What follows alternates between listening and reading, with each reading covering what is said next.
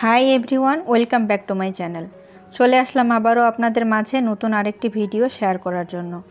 আমার আজকের রেসিপি হলো সুজি পেঁয়াজের পরোটার রেসিপি। আশা করছি আপনাদের কাছে ভালো লাগবে।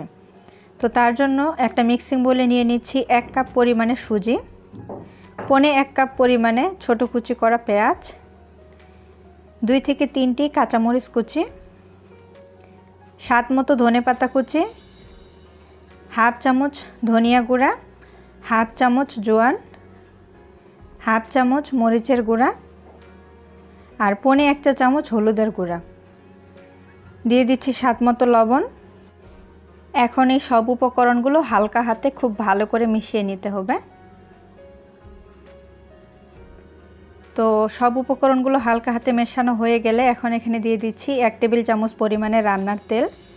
তারপর আবারও সব উপকরণগুলো তেলের সাথে খুব ভালো করে মিশিয়ে নিচ্ছি।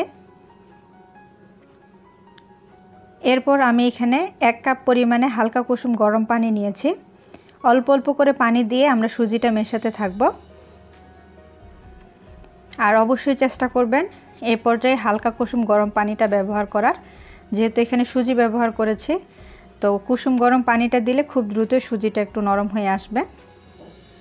তো এখন আমি এখানে হাফ কাপ পরিমাণে আটা নিয়েছি। অল্প অল্প করে আটা দিয়ে সুজিটার সাথে খুব ভালো করে মিশিয়ে নিচ্ছি। আর চেষ্টা করবেন অল্প অল্প করে আটা দিয়ে ডোটাকে তৈরি করে নেওয়ার, যেহেতু এখানে আমরা সুজি ব্যবহার করেছি। যখন এটা রেস্টে রাখবো তখন কিন্তু অনেকটা পানি টেনে নেবে। তো আমরা হালকা একটু নরম টাইপের ডোটা করে তৈরি করে নিব। তো অবশ্যই অল্প অল্প করে আটা দিয়ে ডোটা আমরা তৈরি করে নিব। তো আমার এখানে পুরো হাফ কাপ পরিমাণে আটা লেগেছে। তো খুব ভালো করে ময়ান দিয়ে দিচ্ছি। তারপর এটা আমরা 30 মিনিটের জন্য ঢাকনা দিয়ে ঢেকে রাখবো। তো ফিরে আসছি 30 মিনিট পরে। 30 মিনিট পরে আমি ঢাকনাটা সরিয়ে ডোটাকে আবারও একটু ভালো করে ময়ান দিয়ে দিচ্ছি। এরপর আমি এখানে 1 চা চামচের মতো তেল দিয়ে দেব। তারপর আবারও ডোটা খুব ভালো করে ময়ান দিয়ে দেব।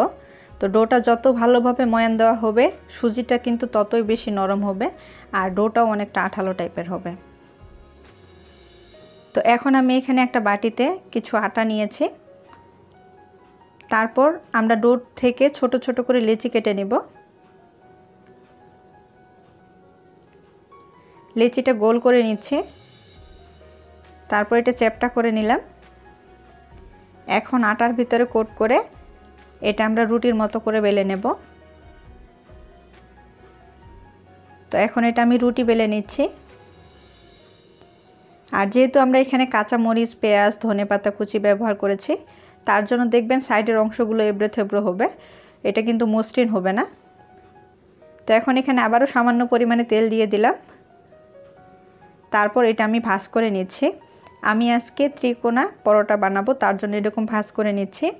আপনারা যদি গোল বানান সেক্ষেত্রে আপনারা গোল করে তৈরি করে নেবেন। যদি 4 কোণা বানাতে চান আপনাদের পছন্দ মতো যে কোনো ডিজাইনের এটা তৈরি করে নেবেন।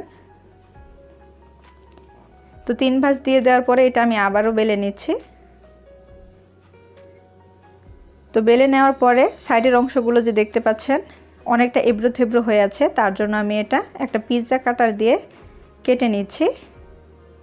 তো আপনারা চাইলে এটা এমনিতেও ভেজে নিতে পারেন। আমি এটা আরেকটু দেখার সৌন্দর্যের জন্য সাইডের অংশগুলো কেটে নিচ্ছি। আর এই যে বাড়তি অংশগুলো আছে সেগুলো কিন্তু আরেকটা লেচি যখন আমরা তৈরি করব সেটার সাথে ভালো করে মিশিয়ে আবারও রুটি বেলে নেব। তো এখন একটা ফ্রাই প্যান গরম করে দিয়ে দিলাম সামান্য পরিমাণে তেল। তারপর পুরো ফ্রাই প্যানে তেলটা ব্রাশ করে নিচ্ছি।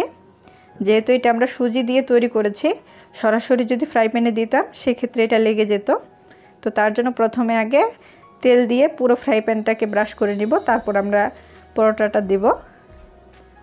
তো যখন দুই পাশে হালকা একটু কালার আসবে তখন আমরা এটা তেল দিয়ে ভেজে নেব। তো আমি এখানে তেল দিয়ে ভেজে নিচ্ছি, আপনারা চাইলে এটা ঘি দিয়েও ভেজে নিতে পারেন।